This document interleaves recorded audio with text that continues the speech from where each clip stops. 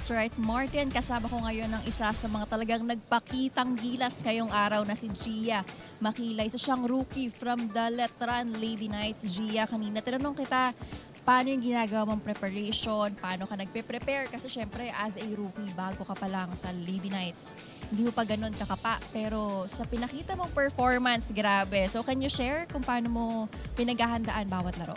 Siyempre po, mag-uuna po sa mindset. Tapos, dapat lang po makinig sa mga coaches kasi sila po kasi yung may experience na. So, gusto po nila yung makakabuti po sa akin. So, tiwala lang sa sarili tsaka makinig din po sa mga coaches. Yes, exactly. Makinig sa mga coaches. Sa Sunday, exciting game. Exciting match kasi makakalaban nyo ang Lady Blazers. Pares kayo ng standings, 4-0. So ano pa yung aabangan namin? Ano yung dapat namin na makita sa inyo sa Sunday? Siguro po paghahandaan po namin, lalong-lalo na po sa depensa. Kasi number 1 po kasi yung sinasabi ni Coach O sa amin na things na may control kami. Serve, receive, tsaka defense po. So pagtsatsagaan po talaga namin yung binil. Wow, grabe, exciting. And lalo na nabanggit mo sa akin kanina na rookie ka from Bohol. Tapos new coach niyo si Coach O Almadro.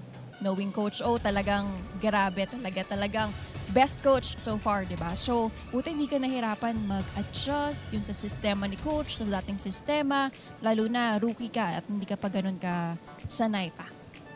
Siyempre po, nung una, nahihirapan po kasi nakikisabay pa po kami sa mga seniors namin, then nakipag-usap. Dapat po yung teamwork po namin, nagkakaisa po kami. Every po break, nag-uusap po kami kung ano pong i-improve, saan po ako pupunta, ganun. Pero thankful naman po ako sa mga seniors kasi ginaguide naman po ako nila.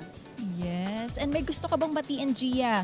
Yung family mo and your relatives, your friends? Now it's your time. Hi ma, sa akong pamilya diha, Makilang family, sa akong kauban po di ay Israel your family gikan sa Ormoc City.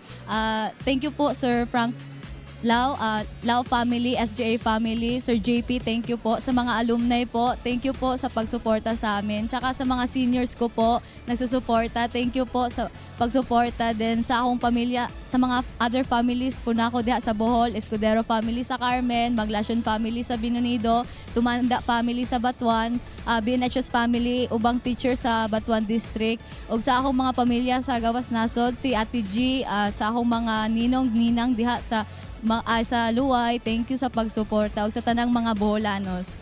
Thank you so much, Gia. And again, congratulations. Balik sa inyo, Martin Naranjo.